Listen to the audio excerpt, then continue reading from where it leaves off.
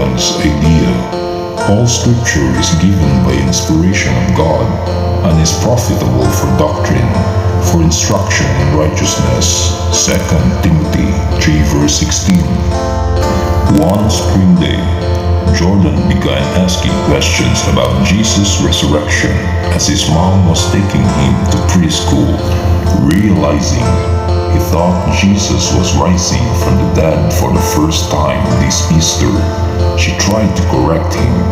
She pulled the car over and told him all about Jesus' death and resurrection. She concluded, Jesus rose from the dead a long time ago, and now he wants to live in our hearts. But Jordan still didn't understand. Unsure how she could make it any clearer, she said, how about if we stop by the bookstore? I saw some books about Easter when I was there last week. We'll get one and read through it together. With a wisdom beyond his years, Jordan responded, can't we just read the Bible? Jordan's idea was right. Commentaries and books about the Bible are helpful tools, but they should never be used as a substitute for God's revelation of Himself, His Word. No other book has been given to us by inspiration of God. As author Eugene Peterson says, God's voice speaking to us, inviting, promising, blessing, confronting, commanding, healing. Let's follow Jordan's idea and go first to the ultimate source of truth, the Bible. Exhaustless store of treasured gems.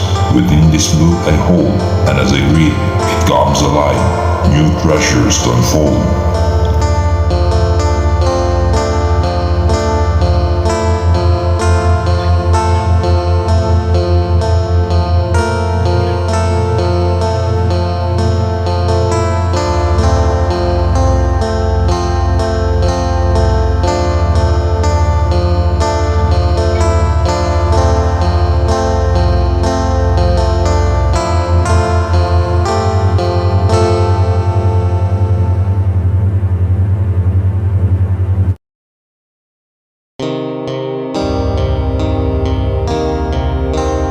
As stubborn as prunes.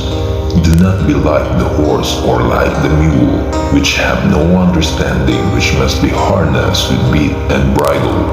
Psalm 32 verse 9. At a Colorado ranch where I once worked, we had a mule named Prunes. He was big, strong, and intelligent.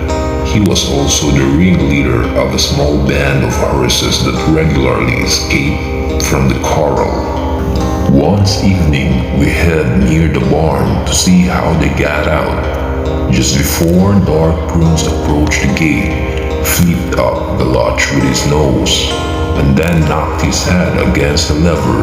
The gate swung open and Prunes gave a satisfied snort as he and his friends trotted off to freedom. Prunes was smart, but he was also stubborn, and only a strong, skilled rider could control him. Perhaps the Samites had known an animal like that when he wrought. Do not be like the horse or like the mule, which have no understanding, which must be harnessed with bit and bridle, else they will not come near you. The Lord longs to lead His children in a much different way. I will instruct you and teach you in the way you should go. I will guide you with my eye. Just a glance from the Lord is enough to keep an obedient, cooperative Christian on the right trail. It takes a bit and bridle to direct a stubborn mule. Which will it be for us today? We need God's guidance from above, His daily leading and His love. As we trust Him for direction, to our course He'll give correction.